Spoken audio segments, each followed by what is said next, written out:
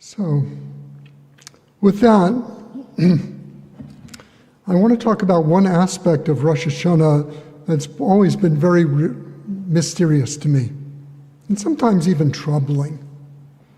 No, it's not the length of the service. That's a little troubling. It's not the repetition of the many prayers, and it's not the prayers about God's judgment. I can deal with all of that, even though as a child it scared me to death. But the thing that I find most interesting and most mysterious is the shofar blowing. You know, I particularly when I lived my secular life, I remember even saying as a teenager, what's with this? They're primitive.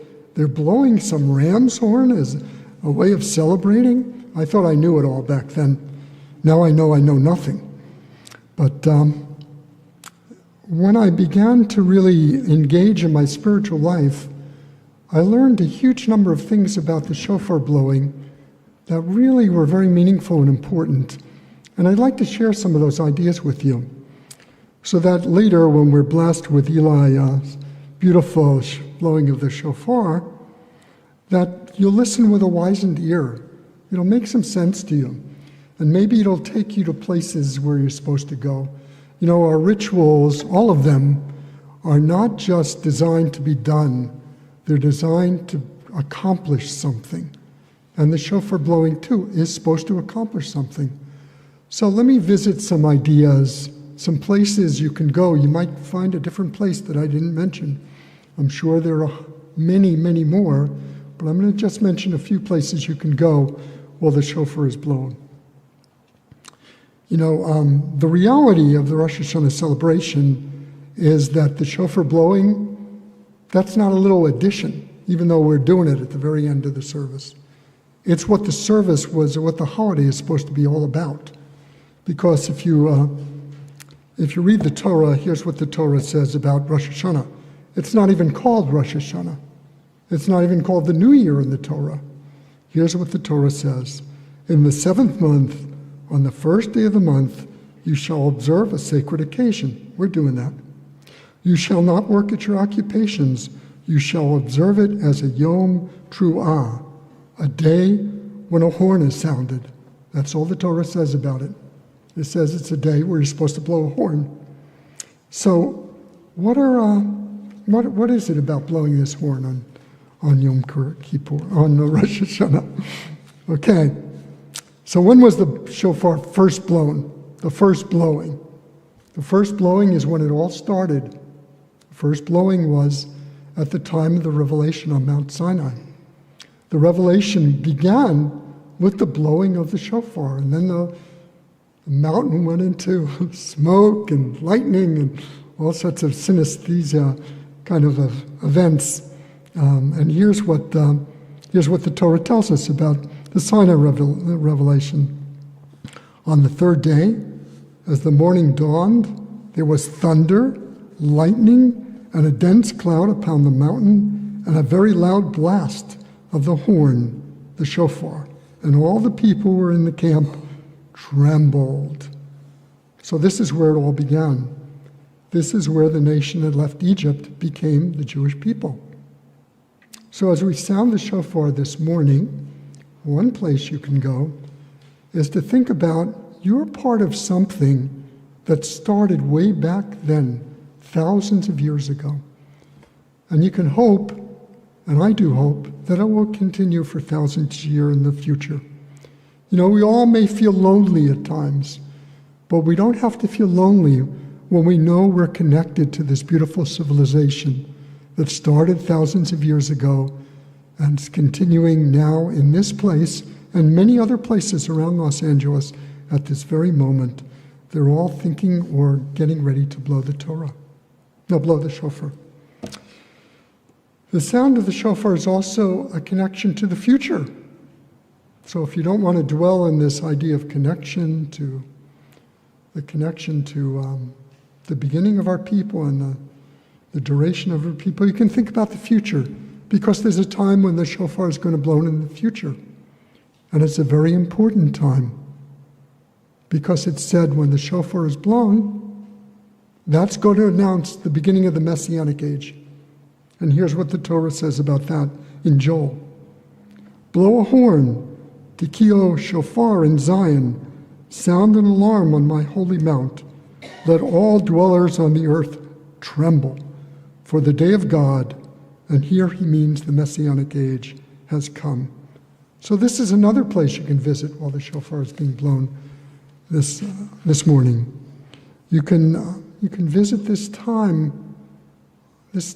beautiful time in the future where the world might not be plunged into conflict.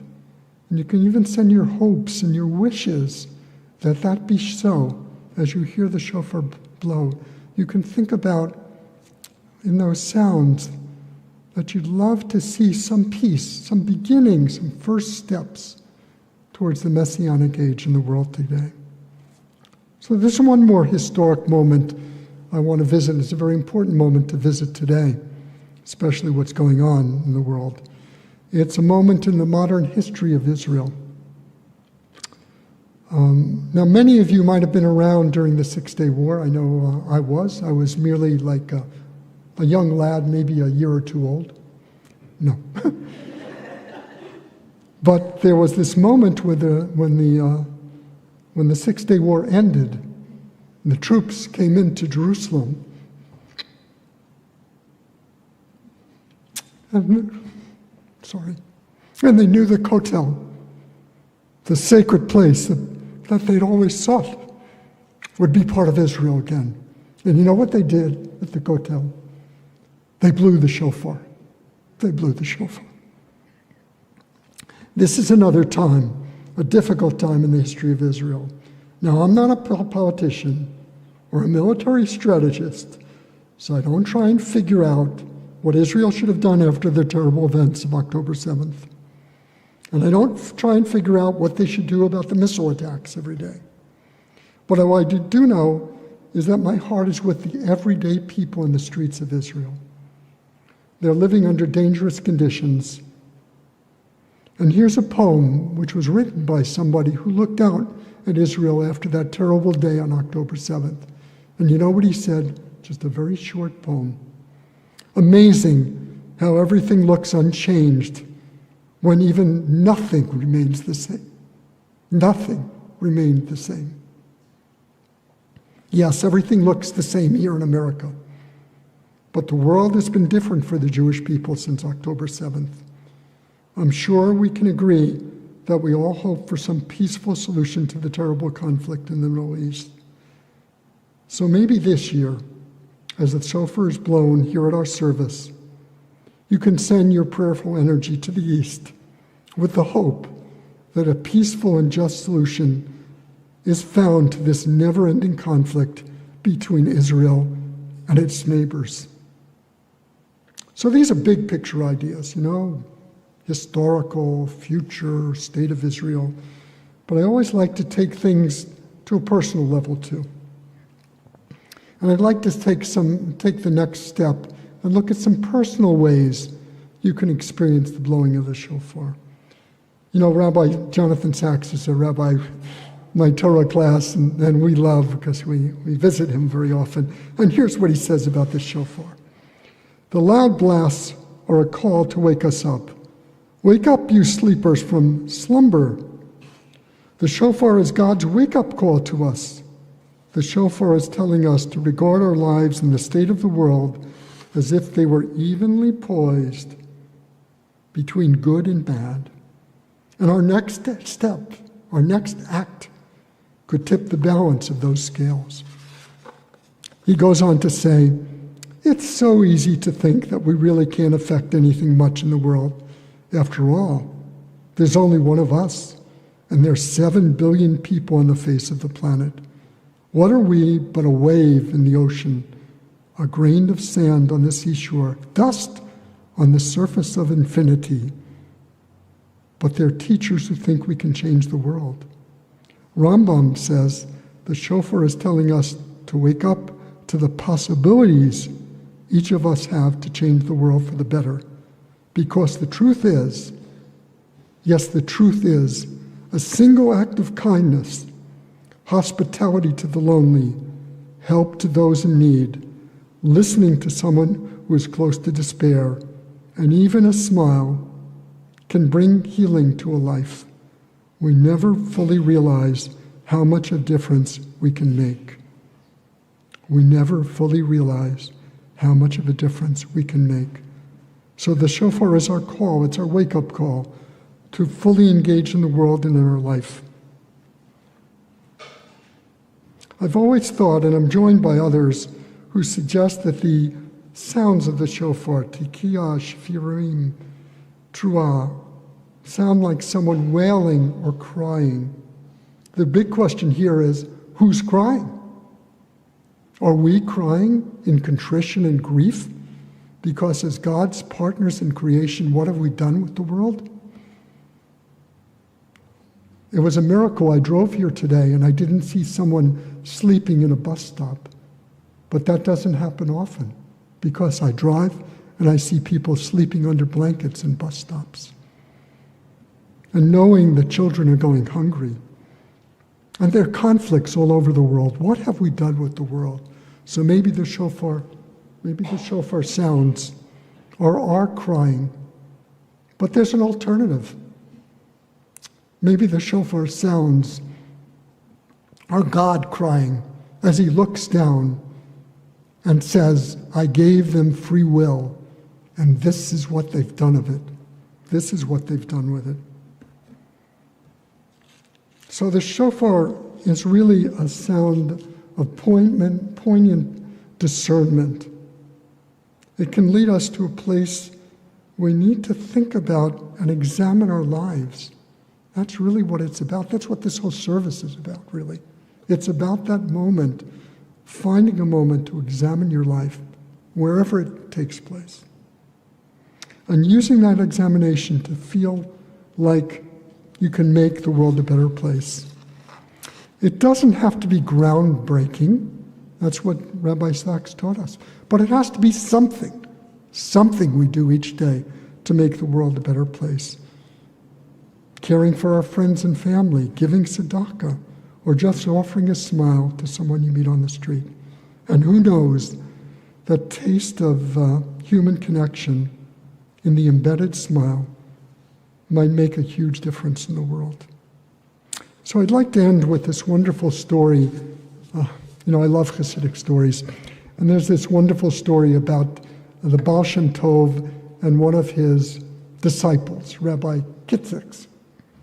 So a month before Rosh Hashanah, he brings Rabbi Kitzix into his room and he says, Rabbi, you're going to call out the sounds of the shofar this year. And I'm going to give you this teaching here. It's written out on this page. It has all of the deepest meanings of the sounds of the shofar written on it. Everything you're supposed to really experience as those sounds are made. And Kitzitz was very excited. He went home for the month. And you know what he did? He memorized all of those teachings on the page because he wanted to have them in his head as he sounded the shofar. He wanted to have all those mystic teachings because he was told by the Beth that if he keeps those in his head, the gates of heaven will open up to him and the whole community. So it was a big responsibility, so he memorized them. And not only did he memorize them, but he put the paper in his pocket because he thought if he forgot it in the moment, he'd take it out and start reading it. So he gets to Rosh Hashanah, and he sits down, and he's called up to call the shofar blessings, the shofar sounds. And you know what? Guess what? He was a little old, Rabbi Kitzix. And what happens to old people? He forgot the whole thing. He forgot everything. So he said, I don't have to worry. I got the paper. He reaches into his pocket for the paper. He pulls it out. He forgot to put the paper in his pocket. He really was an older guy.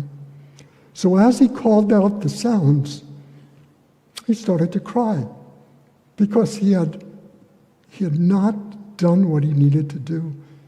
And because he had forgotten the sound, the secret meanings, and he forgot to write the paper that were written down, he couldn't bring them to himself and to his community. So as he called out the sounds, he started to cry. And the shofar sounding ended, and the service ended, and the Besht, that's his nickname, Baal Shem Tov, went up to him and gave him a great hug. And he said, "Why are you hugging me? I forgot everything. I didn't know what all these mystical meanings were." And he said, "You knew the greatest meaning of them all.